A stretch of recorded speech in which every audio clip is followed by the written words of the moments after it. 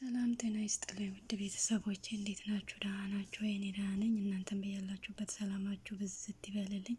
ዛሬ እንግዲህ በጣም ያሳዘነኝን ነገር ይዤላችሁ መጥቻለሁ። አንዳንዴ ሰው መዳን እየቻለ ሰውን በማፈርና ያኔ እርዳታ ባለመጠየቅ የሚሞቱ ብዙ ሰዎች አሉ። አሁን ይሄ እንግዲህ የኢቢኤስ ጋዜጠኛ ነው። እርዳታ ቢያገኝ ኖሮ ይድን ነበረ። አሁን ምን ዋጋ አለው? ነበረ እኮ ጥቅም የለውም። በፊት ላይ ነበረ ማሰብ የነበረባቸው እና ደግሞ እነዚህ የኢቢኤሶች እኮ ቀስ እያሉ ዋናውን እያለቀ ነው። ይኸውን የኢቢኤስ አዘጋጅ በጣም ስንት አመት ለረጅም አመት የሰራ ነው። ኢቢኤስ ሲቋቋም የነበረ ጋዜጠኛ አዘጋጅ ነበረ። አስባችሁታል?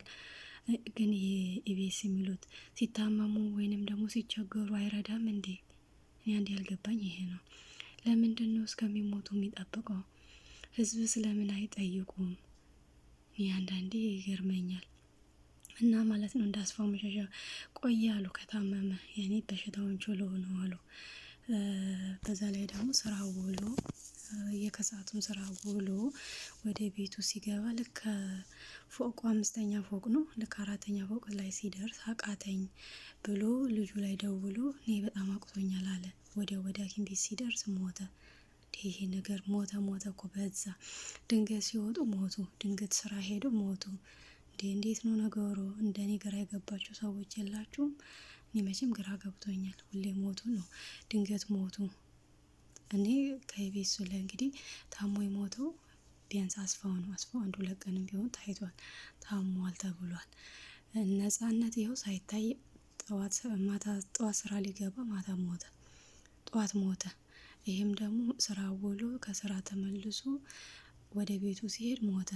ይሄ ነገር ከበደ እና አንዳንዴ መረዳት የሚቻል ሰው እያለ ህመሙን ሰው ባለቤቱ ካልተናገረ ማለት ነው ማንም ሊረዳው አይችልም።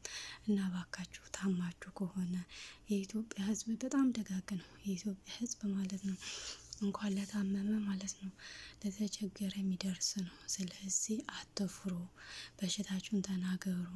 ከመሞት ምንም አይገኝም። ራስን ደግሞ ዝቅ አድርጎ መዳን እፈልጋለሁ ብላችሁ እርዳታ ብትጠይቁ ይሄ እርዳታ መጠየቅ ነውር አይደለም።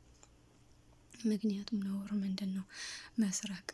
ይሄ አልሰረቃችሁም ከአቅማችሁ በላይ ሲሆን እርዱኝ የኢትዮጵያ ህዝብ ብትሉ ማለት ነው። የኢትዮጵያ ህዝብ እንኳን እችን ብዙ ነገር ይረዳል። እና ማለት ነው ባካችሁን በሽታችሁን አትደብቁ። አሁንም ይሄ የኢቢኤስ አዘጋጅ ማለት መረዳት ቢችል ኖሮ ይድን ነበራል። አሁን በነበር ቀረና በቀጣይ ቪዲዮ እስከምንገናኝ ድረስ ያላችሁ በሰላማችሁ ብዘት ይበልልኝ። መልካሙን ተመኘውላችሁ ባይ